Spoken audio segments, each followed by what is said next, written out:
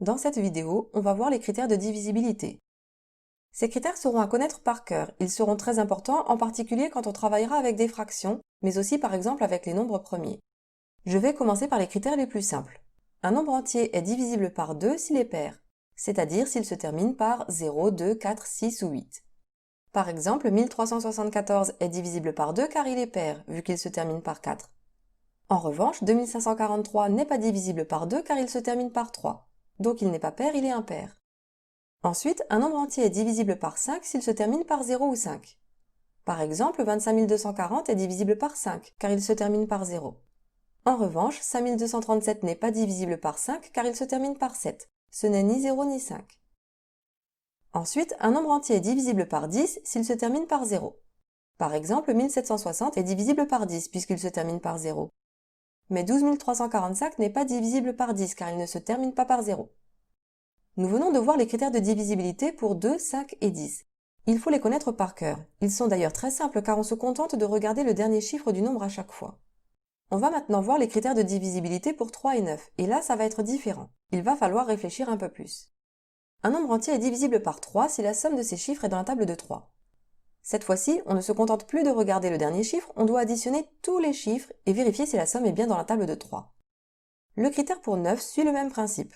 Un nombre entier est divisible par 9 si la somme de ses chiffres est dans la table de 9.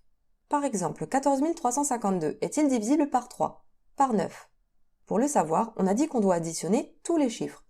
On fait donc 1 plus 4 plus 3 plus 5 plus 2. C'est égal à 15. 15 est dans la table de 3, mais n'est pas dans la table de 9.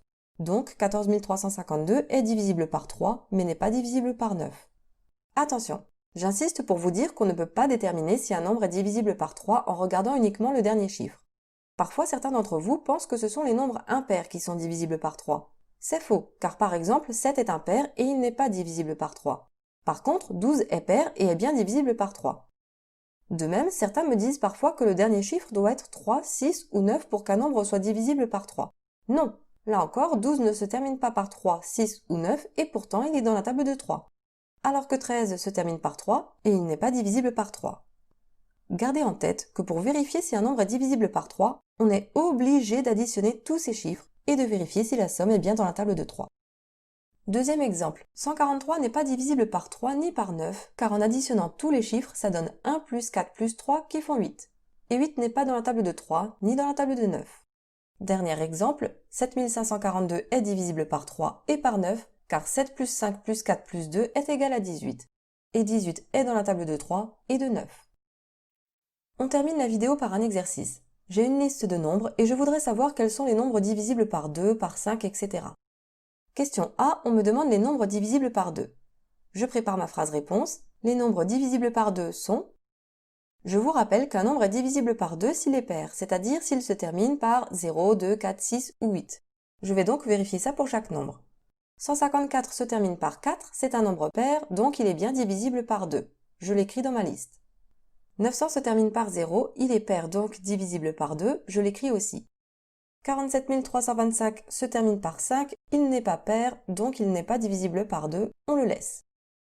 Et enfin 5742 se termine par 2, il est pair, je l'écris dans ma liste. Et voilà, c'était facile. On va faire pareil pour la question B, cette fois-ci on me demande pour 5. On se rappelle qu'un nombre est divisible par 5 s'il se termine par 0 ou 5. Je prépare d'abord ma phrase réponse. 154 ne se termine ni par 0 ni par 5, donc je ne l'écris pas. 900 se termine par 0, donc il est divisible par 5, je l'écris. 47 325 se termine par 5, donc il est divisible par 5, je l'écris aussi. Et 5742 ne se termine ni par 0 ni par 5, je ne l'écris pas et ma liste est donc terminée. On passe au C, cette fois-ci on doit vérifier pour 10. Je rappelle qu'un nombre est divisible par 10 s'il se termine par 0.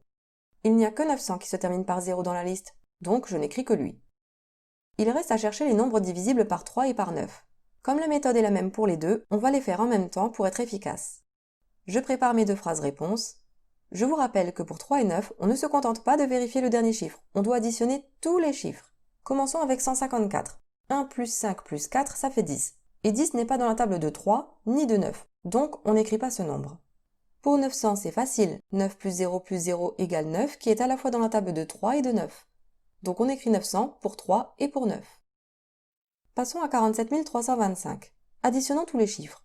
4 plus 7 égale 11, 11 plus 3, 14, 14 plus 2, 16, et 16 plus 5, 21. 21 est dans la table de 3, mais pas de 9. Donc 47 325 est divisible par 3, mais pas par 9. On ne l'écrit que pour 3. Et enfin pour 5742, on additionne ces chiffres. 5 plus 7 ça fait 12, 12 plus 4, 16, et 16 plus 2, 18. 18 est à la fois dans la table de 3 et de 9, donc 5742 est divisible par 3 et 9, je l'écris au D et au E. Bon, soyons honnêtes, c'est facile en fait de vérifier si un nombre est divisible par 2, 5, 10, 3 et 9, à condition d'avoir appris par cœur les critères de divisibilité et de les appliquer bien sûr.